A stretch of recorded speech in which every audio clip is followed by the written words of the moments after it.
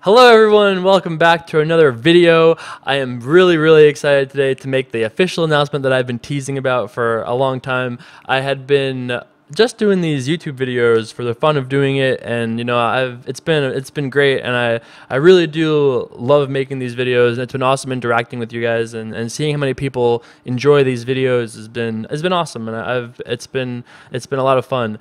However, I never really thought I was gonna actually make anything out of it. Although you look at this and I guess clearly my mind changed on that at some point. But I'm really excited to announce that Ultimate Poker has decided to be the official sponsor of Team Run It Up. We're gonna be doing videos for the next 3 months. Probably every day. I have a little bit of leeway in there, but you can pretty much expect new videos every single day, brought to you by me, of course, and sponsored by Ultimate Poker. I'm so excited about that. We're going to be doing all sorts of cool stuff. We obviously have Run It Up, which we've got how much money for? Yes, that's right. And we'll be doing some live stuff, some UFC content. There'll be a whole bunch of things that I'm really excited about. The best thing about this relationship with Ultimate Poker is that they really seem to believe in my vision for both myself and even for these YouTube videos. And they've been a great supporter of everything, and I'm really honored to be a part of the team over there. Couldn't be more excited about that. So I felt it was only appropriate during the show to officially rock the patch. I mean, I've been a pro for, since June or so now, but this YouTube thing is entirely different, and I'm super excited about it. I can't wait to bring you guys some of these cool ideas we have. We're going to be doing promotions with Ultimate Poker that are just pretty much for you guys. There's so many cool things coming up that I hope you guys stay tuned for that and enjoy as much as I'm going to enjoy offering them to you guys and taking you to these cool things. So really excited about that. I thought today was a very appropriate day given how awesome that was. I felt like this was a good day for a story time. I thought we would go back and I've been telling the story of how I got into poker 8 or 9 years ago now at this point. And if you haven't seen it yet, check out those parts. I'll probably link them somewhere up top here or something like that. So check those out if you haven't seen them. But at this point in the story, it's about February 2005. I had been... I can't be crooked. I'll be fired immediately if it's crooked. They're like, hey, sorry, I know we just made a deal and everything, but we gotta cut you out. Sorry, buddy.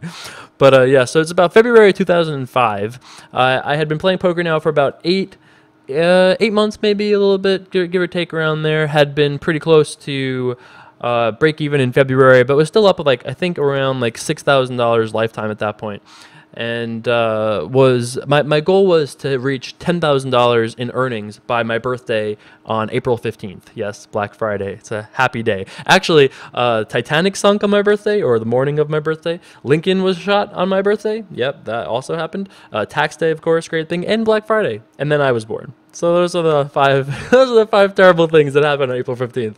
So yeah, my goal was to make $10,000 by April 15th, and at this point I had made about 6,000 or so, and I was still playing Limit Hold'em a bunch back in these days. I mean, that was the bread and butter game. I was playing 10-20 limit with my 6K or so bankroll, playing 10-20, taking shots at 15-30 and just losing. I always liked playing tougher games, and I was ready for, and I was okay with losing because I felt like I was learning, at the time. Oh wait, we're doing a story time and we don't even have the...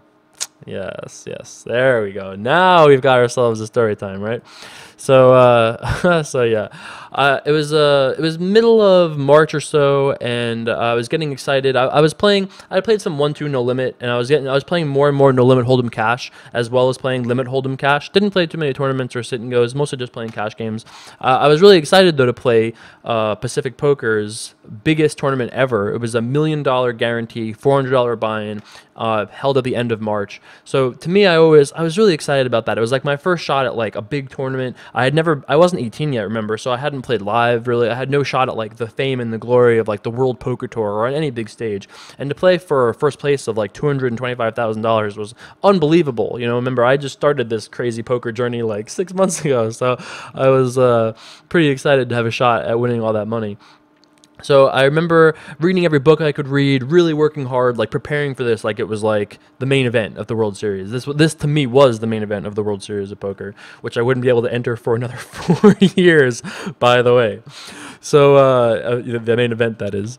So the tournament ran with 1,600 people. So the overlay was about $400,000. And once they realized they were going to have such an overlay, they pretty much let anybody play. Like they really tried to like promote it and give it away, and they really tried to get. There you go. Live patching, you know, what can you say? They gave a lot of seats away to people that, you know, just for whatever promotion and stuff like that. So not only was there a huge overlay, but a lot of people didn't even show up. So it was a great tournament, and I remember running pretty deep. I got down to about, oh, I guess I actually have a picture.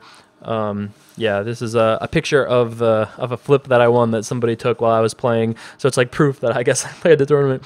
So yeah, just a random coin flip there. Although it's really not like an enormous hand or anything, because if you see, the blinds are 5K, 10K, and this is only like a 170K pot, and I was all in. So yeah, kind of not exactly a deep stack tournament, but I got down to the final 14, and I was in 5th place. I still remember the hand, although I wrote it down as well, of course. I've been reading off of a diary kind of thing, a journal type of diary is like, not really a diary. I kept like a journal back in the day, and I wrote about all these things in 2006, so that's what I've been referring to, in case you're not sure how I remember all of these things. So I wouldn't if I didn't have it. So there was a hand that I would remember, though. I remember being in the big blind. I had 8-5 offsuit, under the gun limps. Under the gun limps, another player limps, I check in the big blind.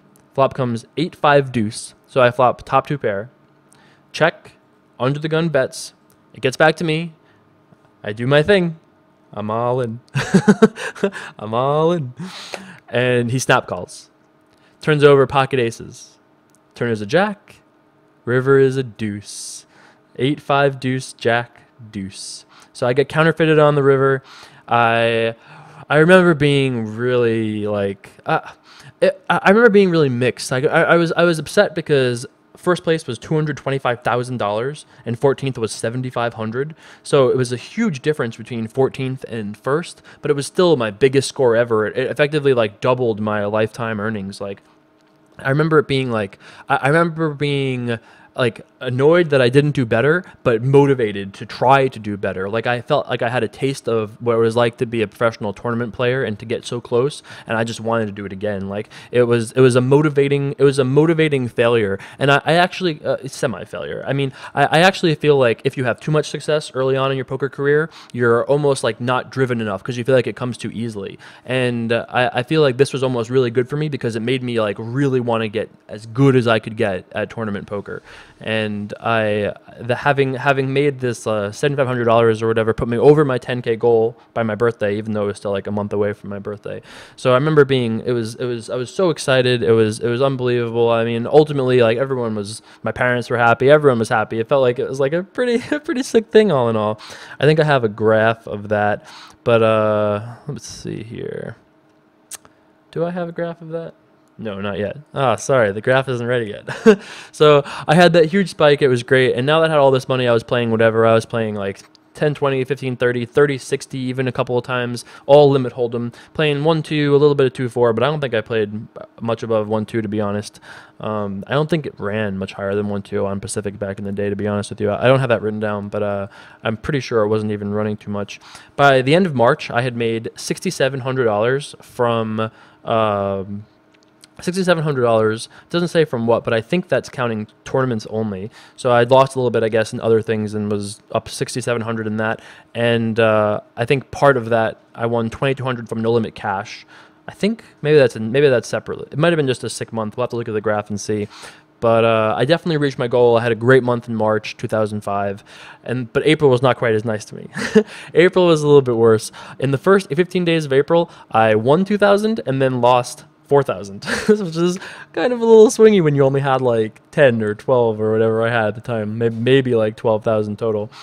I was happy. I had over 10K though. Every day was another challenge. All I did was poker. Remember, I did nothing else. Like there was no socializing. There was no doing anything else. All I did was poker. Read poker, talked about poker, watched poker videos, the few that there were, and played when I could. It was just like it consumed my life. There's no argument. And that pretty much started in the end of 2004 and didn't really stop until I was probably like 23 when I really like stopped like making poker my #1 obsession. So a long time, 3 years ago. So about 2010, maybe like 6 years or so, I dedicated to poker pretty much. So I remember the day of my birthday, April 15th.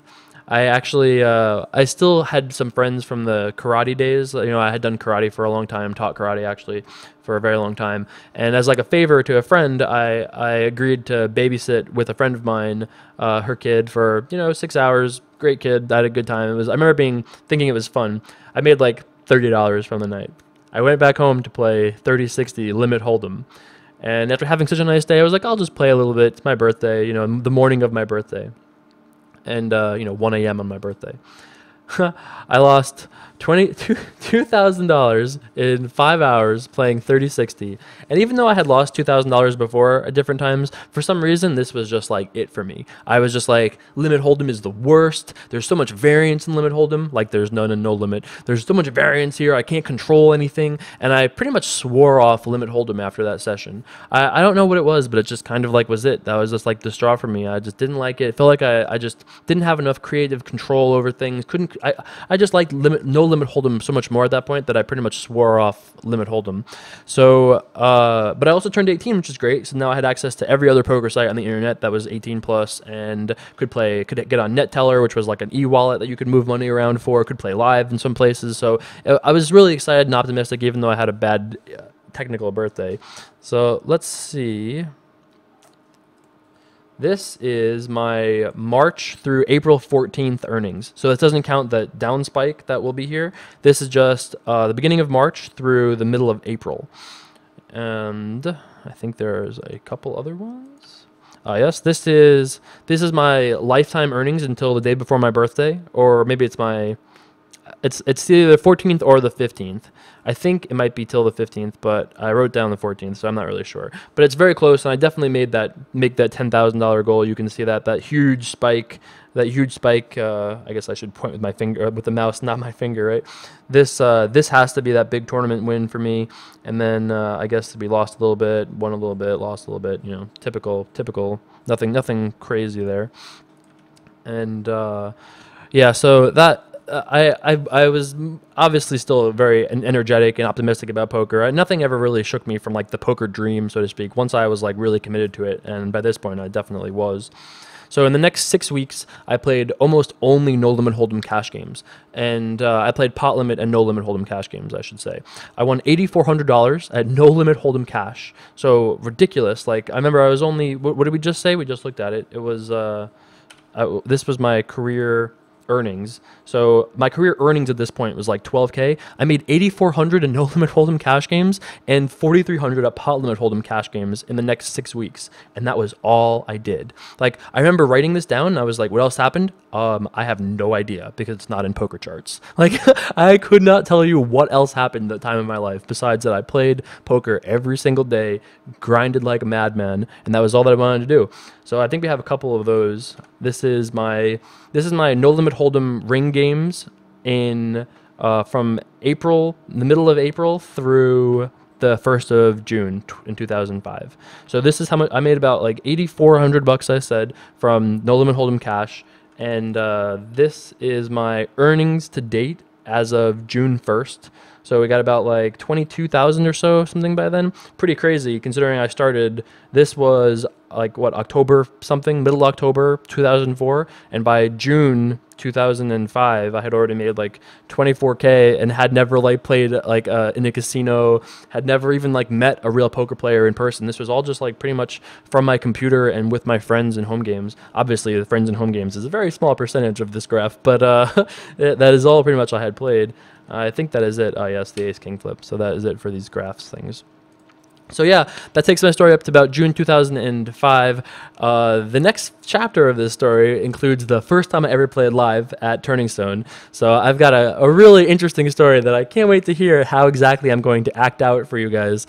And a bunch of other cool stories. I meet some cool people. The people that I idolized back in 2005 is kind of funny, the things that I write. So that'll be the next episode of this story time. I hope you guys enjoyed. As always, this has been a lot of fun for me. Anytime we get to relax, we got a fireplace, you got some Run It Up on the wall. How can you argue with that?